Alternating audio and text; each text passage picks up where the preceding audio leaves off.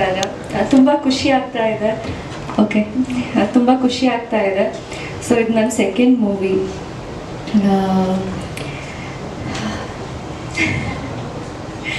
Okay, entire team support ಇತ್ತು ಸ್ಟಾರ್ಟಿಂಗಿಂದ. Production house, direction team ಎಲ್ಲರೂ ಅಷ್ಟೇ. ಇದು ಟೀಮ್ ವರ್ಕ್ ಅಂತ ಹೇಳ್ಬೋದು.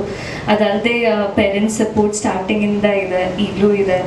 ಆಲ್ವೇಸ್ ಅವ್ರ ಬ್ಲೆಸ್ಸಿಂಗ್ ಇರುತ್ತೆ. ನಮ್ಮ ಮೂವಿಯಲ್ಲಿ ಎಲ್ಲ ಕ್ಯಾರೆಕ್ಟರ್ಸ್ ತುಂಬ ಚೆನ್ನಾಗಿ ಪರ್ಫಾರ್ಮ್ ಮಾಡಿದ್ದಾರೆ. ಲೈಕ್ ನಮ್ಮ ಹೀರೋ ಜೊತೆ ಕಾಂಬಿನೇಷನ್ ತುಂಬಾ ಇದೆ. ಲೈಕ್ ಅವ್ರ ಜೊತೆನೂ ಅಷ್ಟೇ ತುಂಬ ಡೆಡಿಕೇಟೆಡ್ ಆಗಿದ್ರು. ಇಂಜುರೀಸ್ ಆಗಿದ್ರೂ ತುಂಬಾ ಎಫರ್ಟ್ ಹಾಕಿ 100% ಹಾಕ್ಬಿಟ್ಟು ಪರ್ಫಾರ್ಮ್ ಮಾಡಿದ್ದಾರೆ. Even Deepak sir, even Santhu ಅಣ್ಣ, ಈವನ್ ಮೈ ಫ್ರೆಂಡ್ ಕ್ಯಾರೆಕ್ಟರ್, ಅವರು ಚೆನ್ನಾಗಿ ಮಾಡಿದ್ದಾರೆ. ಸೊ ನಂದು ಬೆಸ್ಟ್ ಪರ್ಫಾರ್ಮೆನ್ಸ್ ಕೊಡೋಕ್ಕೆ ನಮ್ಮ ಡೈರೆಕ್ಟರ್ ಕಾರಣ. ಸೊ ಡೈರೆಕ್ಷನ್ ಟೀಮ್ಗೆ ಥ್ಯಾಂಕ್ಸ್ ಹೇಳ್ತೀನಿ. ಆ್ಯಂಡ್ ಆಲ್ಸೋ ಪ್ರೊಡಕ್ಷನ್ ಟೀಮ್ಗೆ ಥ್ಯಾಂಕ್ಸ್ ಹೇಳೋಕ್ಕೆ ಇಷ್ಟಪಡ್ತೀನಿ for giving me this beautiful opportunity. ಎಲ್ಲರೂ ನನಗೆ ಫಸ್ಟ್ ಮೂವಿಯಿಂದನೇ ಸಪೋರ್ಟ್ ಮಾಡಿದ್ದೀರ. ನಿಮ್ಮ ಆಶೀರ್ವಾದದಿಂದನೇ ಇಲ್ಲಿ ತನಕ ಬಂದಿದ್ದು. ಸೊ ಈ ಮೂವಿಗೂ ಬನ್ನಿ, 7th February ಬರ್ತಾ ಇದೆ. See you all there. Thank you. Cinema ಬಗ್ಗೆ, ಟೆಕ್ನಿಷಿಯನ್ಸ್ ಬಗ್ಗೆ ಎಲ್ಲರೂ ಮಾತಾಡಿದ್ದಾರೆ. ಫಸ್ಟ್ ನಾನು ಸಿನಿಮಾ ಹಿಂದೆ ಏನೇನಾಯಿತು ಅಂತ ಹೇಳೋಕ್ಕೆ ಇಷ್ಟಪಡ್ತೀನಿ.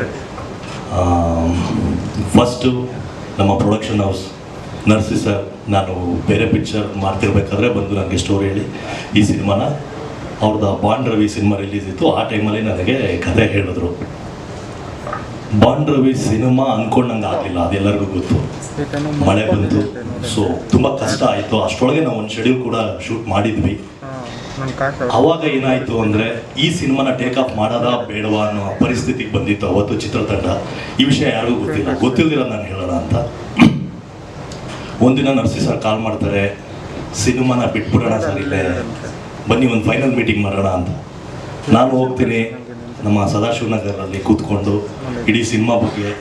ಬಟ್ ಒಂದು ಸಿನಿಮಾ ಸೋತ್ರೆ ಯಾವ ಥರ ಕಷ್ಟ ಅನ್ನೋದು ನನಗೆ ತುಂಬ ಚೆನ್ನಾಗಿ ಗೊತ್ತು. ಅವತ್ತು ಯಾರು ಜೊತೆಗೆ ನಿಲ್ಲಲ್ಲ, ಪ್ರೊಡ್ಯೂಸರ್ ಜೊತೆ ಯಾರೂ ನಿಲ್ಲಲ್ಲ ಅವತ್ತು. ಅಂಥ ಸಿಚುವೇಶನಲ್ಲಿ ಆಯಿತು ಬಿಟ್ಬಿಡೋಣ, ಏನು ಮಾಡೋಕ್ಕಾಗಲ್ಲ, ಬಿಟ್ಬಿಡೋಣ ಸಿನಿಮಾನ ಅಂದ್ಕೊಂಡು ಮಾತಾಡಿ, ನಾನು ನರ್ಸಿ ಸರು, ಕಾಶಿ ಸರು ಎಲ್ಲ ಊಟ ಮುಗಿಸಿ ಓಡೋಣ ಅನ್ನೋ ಟೈಮಲ್ಲಿ ನಮಗೊಂದು ಮೇಜರ್ ಆಕ್ಸಿಡೆಂಟ್ ಆಗುತ್ತೆ ಸದಾಶಿವನಗರಲ್ಲಿ. ಇದು ಯಾರಿಗೂ ಗೊತ್ತಿಲ್ಲ. ಸದಾಶಿವನಗರ ಸ್ಟೇಷನಲ್ಲಿ ಕಂಪ್ಲೇಂಟ್ ಕೂಡ ಆಗುತ್ತೆ. MS ರಾಮಯ್ಯ ಹಾಸ್ಪಿಟಲಲ್ಲಿ ಹೋಗಿ ಟ್ರೀಟ್ಮೆಂಟ್ ಮಾಡಿಸ್ಕೊತೀವಿ. ಸೊ ಇಷ್ಟೆಲ್ಲ ಹರ್ಡಲ್ಸ್ಗಳಿದ್ದು ಈ ಸಿನಿಮಾ ಇಷ್ಟು ಚೆನ್ನಾಗಿ ಬಂದಿದೆ. ಇದು ಯಾರಿಗೂ ಗೊತ್ತಾಗದಾಗೆ ತುಂಬ ಚೆನ್ನಾಗಿ ಖರ್ಚು ಮಾಡಿ ಸಿನಿಮಾ 1:3. ನನಗೆ ಗೊತ್ತಿದ್ದಂಗೆ ಅವ್ರು ಫಸ್ಟ್ ಹೇಳಿದ ಬಜೆಟೇ ಬೇರೆ, ಸಿನಿಮಾದಲ್ಲಿ ಇವತ್ತಾಗಿರೋ ಬಜೆಟೇ ಬೇರೆ. ಅಷ್ಟು ಖರ್ಚು ಮಾಡಿ ಇಷ್ಟು ಚೆನ್ನಾಗಿ ಸಿನಿಮಾ ಮಾಡಿದ್ದಾರೆ ಅಂದರೆ ಅವರ ಪ್ಯಾಷನ್. ಸೊ ಎಲ್ಲರೂ ದಯವಿಟ್ಟು ನರ್ಸಿ ಸರ್ಗೊಂದು ದೊಡ್ಡ ಚಪ್ಪಾಳೆ. ಸೊ ಇದಾದ ನರ್ಸಿ ಸರ್ದು ಒಂದು ಕನ್ಸನ್ ಏನು ಅಂದರೆ, ಸುಮಾರು ವರ್ಷದಿಂದ ಸುನಿ ಅವ್ರ ಜೊತೆ ಕೆಲಸ ಮಾಡಿ ಸಿನಿಮಾ ಮಾಡಲೇಬೇಕು ತುಂಬ ಅಂದರೆ ಒಂದು ಸಿನಿಮಾ ಸ್ಟಾಪ್ ಮಾಡ್ಬಿಡೋದು ಈಸಿ. ಫೈನಾನ್ಷಿಯಲಿ ಸ್ಟ್ರಾಂಗ್ ಇಲ್ಲ, ಬಟ್ ಏನೋ ಬೇಡ ಅಂತ ಹೇಳ್ಬೋದು. ಬಟ್ ಒಬ್ಬ ನಿರ್ದೇಶಕನ ಕನಸು ಹೊಟ್ಟೋಯ್ತಲ್ಲ ಅಲ್ಲೇ. ನಾವೇನೋ ಇಮಿಡಿಯೇಟಾಗಿ ಬೇರೆ ಪಿಕ್ಚರ್ ಹೊಟ್ಟೋಗ್ತೀವಿ, ಬಟ್ ನಿರ್ದೇಶಕರು ಏನು ಮಾಡ್ತಾರೆ. ಸೊ ಆ ಥರ ಇದ್ದಾಗ ಎಲ್ಲರ ತಲೆಯಲ್ಲೂ ಇಟ್ಕೊಂಡು ಇದನ್ನು ತುಂಬ ಚೆನ್ನಾಗಿ ಆಗಬೇಕು ಅಂದ್ಬಿಟ್ಟು ಮಾಡಿದ್ರು. ನಮ್ಮ ಸುನಿ ಸಖತ್ತಾಗಿ ಮಾಡಿದ್ರು. ದೇವರೇನಾದರೂ ಶಕ್ತಿ ಕೊಟ್ಟು ನನಗೆ ಏನಾದರೂ ಮುಂದೆ ಬಂದರೆ 100% ಸುನಿನ ಹಾಕೊಂಡು ನಾನು ಇನ್ನೊಂದು ಸಿನಿಮಾ ಮಾಡ್ತೀನಿ. ಅಷ್ಟು ತುಂಬ ಚೆನ್ನಾಗಿ ಮಾಡಿದ್ದಾರೆ. ಎಂಥ ರೈಟರು, ನೀಟಾಗಿ ಕ್ಲಾರಿಟಿ ಇದೆ ಸಿನಿಮಾದಲ್ಲಿ ಏನು ಮಾಡಬೇಕು ಏನು ಮಾಡಬಾರ್ದು ಅಂತ. ಅಂದರೆ ಇವತ್ತಿನ ಆ್ಯಕ್ಷನ್ ಹೀರೋಗಳಿಗೆ ಈ ಥರ ಡೈರೆಕ್ಟರ್ಗಳು ಬೇಕಾಗುತ್ತೆ. ನನ್ನ ಲೈಫಲ್ಲಿ ಗಜರಾಮ ತುಂಬ ಒಳ್ಳೆ ಸಿನಿಮಾ. ಆ್ಯಂಡ್ ನನ್ನ ಕ್ಯಾರೆಕ್ಟ್ರಿಗೆ ಬರೋದಾದರೆ, ಇದು ನಾನು ಬೇರೆ ಸಿನಿಮಾ ಮಾಡಬೇಕಾದ್ರೆ ಶೂಟ್ ಮಾಡ್ತಿದ್ದೆ ಅಂದೆ. ಇವರು ರೆಸ್ಲರ್ ಅಂತ ಹೇಳಿದ್ರು ನನಗೆ. ರೆಸ್ಲರ್ ಪಾತ್ರಗ ಈಸಿಯಾಗಿ ಹೋಗಿ ಬಂದು ಮಾಡೋಕ್ಕಾಗಲ್ಲ, ಅದಕ್ಕೆ ಅಂತ ಬೇರೆ ಬೇರೆ ಥರದ ಪ್ರಿಪ್ರೇಷನ್ಸ್ ಇರುತ್ತೆ. ಅದಕ್ಕೆ ಕುಸ್ತಿ ಕಲಿಬೇಕಾಗತ್ತೆ, ಜನದ ಮುಂದೆ ಸುಳ್ಳು ಹೇಳೋಕ್ಕಾಗಲ್ಲ. ಸೊ ಬಾಡಿ ಹ್ಯೂಜ್ ಮಾಡಿ ಪ್ಲಸ್ ರೆಸ್ಲಿಂಗ್ ಕಲಿತು 1-2-3 ಮಂತ್ಸ್ ಆಯಿತು ಅದೆಲ್ಲ ಪ್ರೊಸೀಜರ್.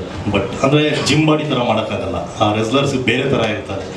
ಅಂದರೆ ಮನು ಸರ್ ಹೇಳಿದಾಗೆ ರೆಸ್ಲರ್ಸ್ಗಳು ತುಂಬ ತುಂಬ ಬಡವ್ರ ಮಕ್ಕಳೇ ರೆಸ್ಲರ್ಸ್ ಆಗಿರ್ತಾರೆ. ಯಾರು ತುಂಬ ಸೆಟಲ್ ಫ್ಯಾಮಿಲಿ ನಾನು ರೆಸ್ಲರ್ ಆಗ್ತೀನಿ, ಕುಸ್ತಿಪಟ್ಟು ಆಗ್ತೀನಿ ಅಂತ ಹೋಗೋದಿಲ್ಲ. ಸೊ ನಾವು ಅವ್ರ ಕಷ್ಟನ ನೋಡಿದ್ದೀವಿ. ಶ್ರೀರಂಗಪಟ್ಟಣ, ನಂಜನಗೂಡು, ಮಂಡ್ಯ, ಅಲ್ಲಿಂದ ಒಂದಷ್ಟು ಜನ ರೆಸ್ಲರ್ಸ್ ಬಂದಿದ್ರು. ಅವ್ರು ಸ್ಪೋರ್ಟ್ಸ್ಗೋಸ್ಕರ ತುಂಬ ಡೆಡಿಕೇಟ್ ಮಾಡ್ತಾರೆ. ಫಿನಾನ್ಷಿಯಲಿ ಅವ್ರ ಜೋಬಲ್ಲಿ 10 ರೂಪಾಯಿ ಇರೋದಿಲ್ಲ. ಎಂಥ ಕಷ್ಟದ ಜೀವನ ಅವ್ರದ್ದು ಅಂತ ನಾವು ನೋಡಿದ್ವಿ. ಇಡೀ ಸಿನಿಮಾ ತಂಡ ಏನಾದರೂ ನಮ್ಗೆ ಚೆನ್ನಾಗಾದರೆ 100% ಅವ್ರಿಗೆ ಹೋಗಿ ಹೆಲ್ಪ್ ಮಾಡಬೇಕು ಅಂತಿದ್ದೀನಿ. ಪರ್ಸ್ನಲಾಗಿ ನಾನು ಕೂಡ ನಾಡಿದ್ರಲ್ಲಿ ವಿಸಿಟ್ ಮಾಡ್ತಾ ಇದ್ವಿ. ಅಂದರೆ ಇದು ಪ್ರಮೋಷನ್ಸ್ಗಲ್ಲ, ಇದು ಪ್ರಮೋಷನ್ ಅಲ್ಲ, ಬಟ್ ಕಷ್ಟ ನೋಡಿದ್ದೀವಲ್ಲ ನಾವು ಅವ್ರದ್ದು. ಅದಕ್ಕೋಸ್ಕರ ನಾವು ಹೋಗಿ ಎಲ್ಲ ರೆಸ್ಲರ್ಸ್ಗಳನ್ನ ಮೀಟ್ ಮಾಡಿ, ಇಡೀ ಚಿತ್ರತಂಡದ ಪರವಾಗಿ ನಾನು ಎಲ್ಲರನ್ನೂ ಮೀಟ್ ಮಾಡಿ ನಮ್ಮ ಕೈಯಲ್ಲಾದ ಸಹಾಯ ಮಾಡಿ ಬರಬೇಕು ಅಂತ ಒಂದು ಪ್ಲ್ಯಾನ್ ಇದೆ. ಮನು ಸರ್ ಬಗ್ಗೆ ಹೇಳಲೇಬೇಕು. ನನ್ನ 2 ಸಿನಿಮಾ ಮ್ಯೂಸಿಕ್ ಡೈರೆಕ್ಟರು. ನಾನು ತುಂಬ ಲಕ್ಕಿ ಅನಿಸುತ್ತೆ, ಯಾಕಂದರೆ ಫಸ್ಟ್ ಪಿಕ್ಚರ್ಗೆ ನನಗೆ ನಾದಬ್ರಹ್ಮ ಹಂಸಲೇಖ ಅವ್ರು ಮ್ಯೂಸಿಕ್ ಮಾಡ್ತಾರೆ. 2ನೇ ಪಿಕ್ಚರ್ಗೆ ಈ ಥರ ಲೆಜೆಂಡ್ಸ್ಗಳು ಮ್ಯೂಸಿಕ್ ಮಾಡ್ತಿದ್ದಾರೆ. ಸಖತ್ ಖುಷಿ ಆಗುತ್ತೆ. ಅಂದರೆ ಇಡೀ ಸಿನಿಮಾದ ಮೇಯ್ನ್ ಪ್ಲಸ್ ಪಾಯಿಂಟ್, ನಾವೇನೇ ಆ್ಯಕ್ಷನ್ ಮಾಡಿರ್ಬೋದು, ನಾವೇನೇ ಆ್ಯಕ್ಟಿಂಗ್ ಮಾಡ್ಬೋದು, ಅದು ಮ್ಯೂಸಿಕಲ್ಲಿ ಎಲಿವೇಟ್ ಆಗೋದು. ಹೀರೋ ಎಲಿವೇಷನ್ಸ್ಗಳು ಎಲಿವೇಟ್ ಆಗೋದೇ ಮ್ಯೂಸಿಕಲ್ಲಿ. ತುಂಬ ಚೆನ್ನಾಗಿ ಮಾಡಿದ್ದಾರೆ. ಟ್ರೈಲರ್ ಬ್ಯೂಟಿಫುಲ್ ಆಗಿದೆ. ಸೊ ನಿಮ್ಮೆಲ್ಲರಿಗೂ ಟ್ರೈಲರ್ ಇಷ್ಟ ಆಗಿದೆ ಅಂತ ಅಂದ್ಕೊತೀನಿ. ಹೇಳಬೇಕು ಏನೋ ಉಪದೇಶ ಮಾಡೋ ಥರ ಆಗೋಯ್ತು ನನಗೆ ಸಡನ್ನಾಗಿ. ಎಸ್ ಆ್ಯಂಡ್ ನಮ್ಮ ಸಂತು ಬಗ್ಗೆ ಮರ್ತ್ಬಿಟ್ಟಿದ್ದೆ, ನೆನಪಿಸಿದ್ರು. ಸಂತು ಒಂದು ಪ್ರೆಸ್ ಮೀಟಲ್ಲಿ ಹೇಳ್ತಾರೆ, ಕಾಮಿಡಿ ಆ್ಯಕ್ಟರ್ಸ್ಗಳದ್ದು ಪೋಸ್ಟರ್ಸ್ ಹಾಕಲ್ಲ ಸರ್, ಕಟೌಟ್ ಹಾಕಲ್ಲ ಅಂತ ಯಾವುದೋ ಒಂದು ಇಂಟರ್ವ್ಯೂ ನೋಡಿದ್ದೆ. ನಾನು ಒಬ್ಬ ಕಾಮಿಡಿ ಆರ್ಟಿಸ್ಟ್ ಮಗಾಗಿ ನಾನು ಹೇಳ್ತೀನಿ, 100% ಮೇನ್ ಥಿಯೇಟ್ರಲ್ಲಿ ನಿಮ್ಮ ಕಟೌಟ್ ಹಾಕಿಸ್ತೀನಿ ಬ್ರದರ್, ಹಾಕ್ಸ್ಬಿಡಿ ಬ್ರದರ್. ಯಾಕಂದ್ರೆ ನನಗೆ ಗೊತ್ತಲ್ಲ, ನನ್ನ ಕಷ್ಟ ನಿಮ್ಮ ಮಕ್ಳಿಗೆ ಹಾಕ್ಬಾರ್ದು. ನಮ್ಮ ತಂದೆ ಕಟೌಟ್ ಗಾಂಧಿನಗರಲ್ಲಿ ಬಿದ್ದಿತ್ತು ಅಲ್ಲಿ ನಿಮ್ಮ ಮಕ್ಕಳು. ಎಸ್, ಇನ್ನೇನಾದರೂ ಕ್ವಶನ್ ಇತ್ತು ಅಂದರೆ ದಯವಿಟ್ಟು ಕೇಳ್ಬೋದು. ಇನ್ನು ನಮ್ಮ ಸಿನಿಮಾದ ಒಬ್ರು ಮೇನ್ ಪಿಲ್ಲರ್ ಮಾತಾಡೋದು ಬಾಕಿ ಇದೆ. ಆದರೆ ನಮ್ಮ